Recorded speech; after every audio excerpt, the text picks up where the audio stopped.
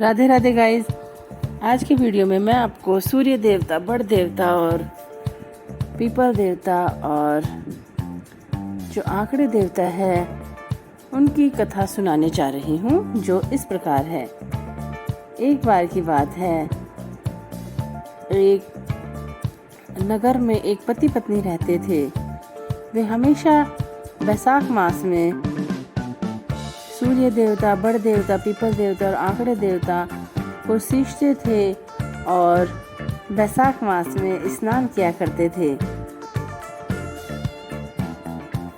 तब एक बार की बात है, वे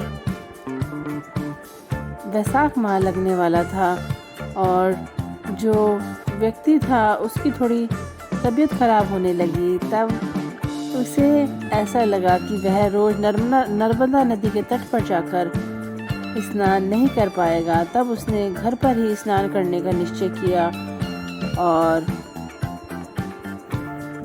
तब उसके 2 बेटे थे।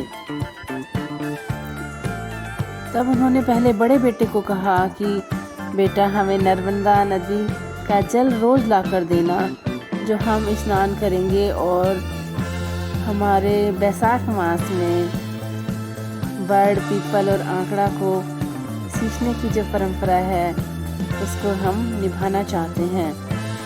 तब बड़े बेटे ने कहा, पिताजी, ऐसा संभव नहीं है, मैं बाहर नौकरी करने जाता हूँ, तब मुझे सुबह जल्दी जाना पड़ता है। और उसकी पत्नी ने भी मना कर दिया कि पिताजी, मुझे भी सुबह बहुत काम रहते हैं, इनका टिफिन बनाना रहता है और घर के बहुत सारे काम रहते हैं, मैं भी आपको जल नहीं ला के दे सकती। परंतु उसके जो छोटे बेटे बहू थे उन्होंने कहा कि पिताजी, हम आपको जल ला कर देंगे। और उन्होंने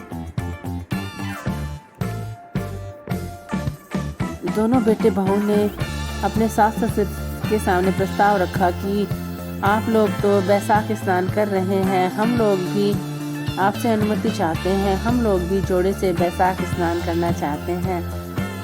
तब उस व्यक्ति ने और उसकी पत्नी ने अपने बेटे बहू को बैसाख स्नान करने की अनुमति दे दी और वे प्रातःकालीन जल्दी उठकर नर्मदा नदी के तट पर जाते। दोनों पति पत्नी स्नान करते, सूर्य देवता को जल चढ़ाते, बड़, पीपल और आंकड़े को सींचते और अपनी माता पिता के लिए घर पर जल लेकर आते। और वे भी सूर्य देवता को सींचते और अपने आंगन में बड़, पीपल और जो आंकड़ा होता है उसको सींचते और बैसाख मास की कथा सुनते।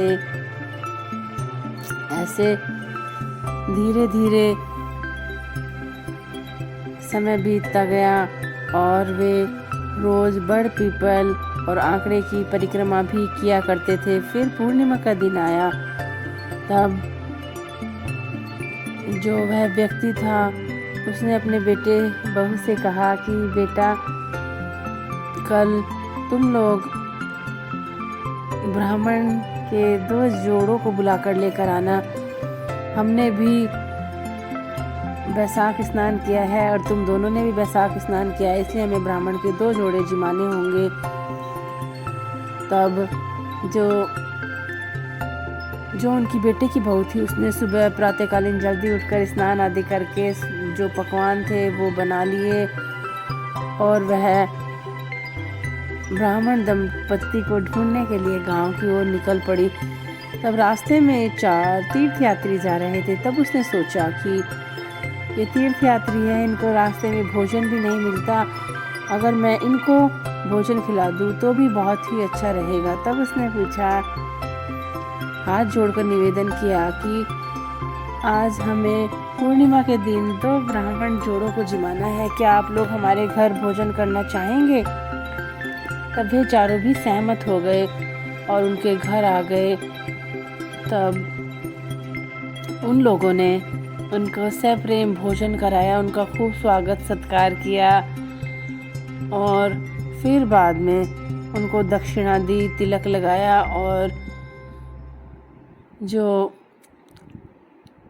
बेटे बहू थे वे तो अंदर उनके पैर धुलवाने के लिए पानी लेने चले गए और जो उनके सास ससुर थे वे अंदर तौलिया लेकर लेने चले गए उनके पैर पोंछने के लिए।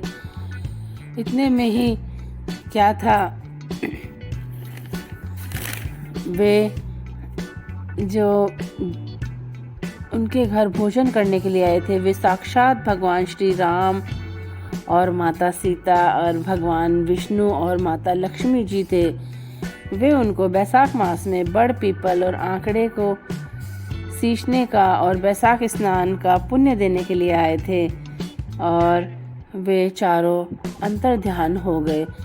जैसे ही बेटे बहू और उनके सास ससुर बाहर आए, उन्होंने देखा कि वे सब तो अंतर ध्यान हो गए और भगवान राम के चरण और धनुष के चिन्ह बन गए थे जहाँ भगवान राम विराजमान थे, और जहाँ भगवान विष्णु विराजमान थे वहाँ सुदर्शन चक्र के चिन्ह बन गए थे। और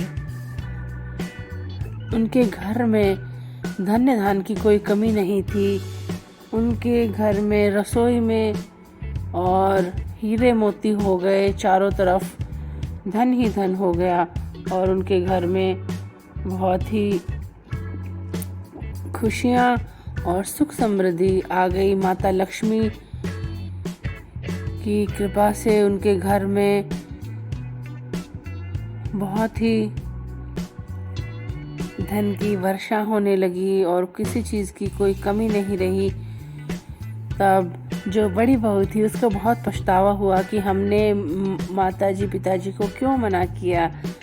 हम भी अगर बैसाख स्नान करते तो हमें भी भगवान राम और सीता जी के दर्शन होते, भगवान विष्णु जी और लक्ष्मी जी के दर्शन होते और हमें भी पुण्य फल प्राप्त होता। और फिर जैसे ही धीरे धीरे नगर में सबको पता चला कि भगवान राम सीता और विष्णु लक्ष्मी जी साक्षात हमारे नगर में आए थे, तो सब लोगों की उन बेटे बहू और सास ससुर को देखने के लिए भीड़ लग गई। और राजा ने भी पूरे नगर में सबको कहलवा दिया कि सब लोग बैसाख स्नान करें और बैसाख महीने में बड़ पीपल और आंकड़े की पूजा करें और इनको सींचे। हे भगवान, जैसा आपने उन चारों को दिया वैसा सबको देना, कहते को सुनते को हुकारा भरने को। Thanks for watching. इसी तरह के वीडियो के लिए मेरे चैनल को लाइक शेयर और सब्सक्राइब करें।